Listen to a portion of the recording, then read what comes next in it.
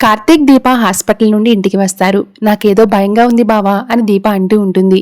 మన తాత దక్షిణామూర్తి తాతకు బ్లడ్ ఇచ్చినట్లు నీకు, నాకు, మా నాన్నకి దక్షిణామూర్తి తాతకి తప్ప ఇంకెవ్వరికీ తెలియదు. నువ్వు భయపడక దీప అని అంటూ ఉంటాడు కార్తీక్. ఇక గుమ్మం దగ్గరికి వెళ్లేసరికి అందరూ హాల్లోనే కూర్చుని వీళ్ల కోసం ఎదురు చూస్తూ ఉంటాడు. మీరు ఈ రోజు చేసిన గొప్ప పని గురించి తాత చెప్పాడు బావా, నిజంగా మిమ్మల్ని మెచ్చుకోవాల్సిందే అని అంటూ ఉంటుంది జ్యోత్స్న. మేము చేసింది ఏమీ లేదు. తాత బ్లడ్ ఇవ్వకపోయి ఉంటే యాక్సిడెంట్ అయిన మనిషి బతికేవాడు కాదని చెప్తాడు కార్తీక్. ఏ పాజిటివ్ రక్తం కావాలి అని అడిగారు. నాది కూడా అదే కాబట్టి ఇచ్చాను. అయినా రక్తదానం చేయడం ఆరోగ్యానికి కూడా మంచిదే అని అంటూ ఉంటాడు శివనారాయణ. మరి ఎవరికి రక్తదానం చేశారో కూడా చూడాల్సిన తాత అని జ్యోత్స్న అంటూ ఉంటుంది.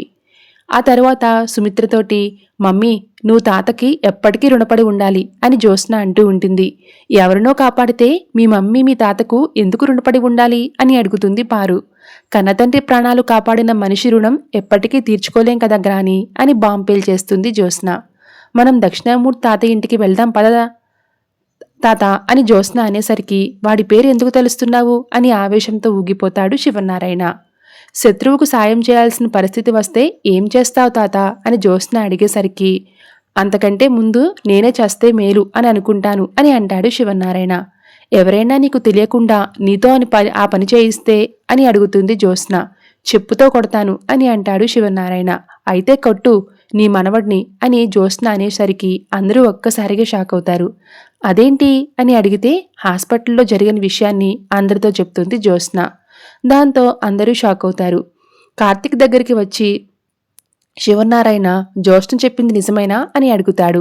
కార్తీక్ నిజమే అని చెప్పడంతో లాగిపెట్టి ఒక్కటి కొడతాడు శివనారాయణ. వాడు నా శత్రువు అని తెలిసి కూడా వాడి ప్రాణాలు కాపాడేలా చేశావు. క్షమించలేని తప్పు చేశావు. ఇక్కడి నుంచి వెళ్ళిపోరా అని గెంటేస్తాడు శివనారాయణ. ఇప్పుడు నీకు హాయిగా ఉందా అని జ్యోత్స్నపై ఫైర్ అవుతుంది కాంచన. నిజం తెలిసినా మీలా చాటుగా చెప్పుకుని సైలెంట్గా ఉండాలా అని కాంచన శ్రీధర్ని కూడా ఇరికించేస్తుంది జ్యోత్స్న. ఇక ఆపుతావా అని జ్యోత్స్నపై సీరియస్ అవుతాడు కార్తీక్.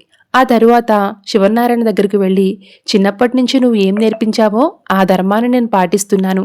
ప్రాణం ఎవరిదైనా సరే కాపాడాలని చెప్పావు. నేను అలాగే చేశాను. నీ శత్రువు కిరాతకుడే కావచ్చు, కానీ నువ్వు కాదు. నీకు మనిషి విలువ తెలుసు. కొన ఊపిరితో ఉన్నవాడు శత్రువైనా సరే ప్రాణం పోయాలని నువ్వు నేర్పించిన ధర్మాన్ని నేను పాటించాను తాత అని ఎమోషనల్గా మాట్లాడతాడు కార్తీక్. నువ్వు ఎన్ని మెట్లు దిగజారి నన్ను కొట్టావో ఆలోచించు. నీ కళ్ళ ముందు ఓ ప్రాణం పోతుంటే వాళ్లలో నువ్వు మనిషిని చూస్తావా లేక శత్రువుని చూస్తావా అని శివనారాయణ నిలదీస్తాడు కార్తీక్. నువ్వు బ్లడ్ ఇచ్చేది దక్షిణామూర్తి తాతకి అని తెలిసినా కూడా నువ్వు వెనక్కి వెళ్లేవాడు కాదని నా నమ్మకం. ప్రాణాలు తీసేవాడి కంటే ప్రాణం పోసేవాడే గొప్పడు.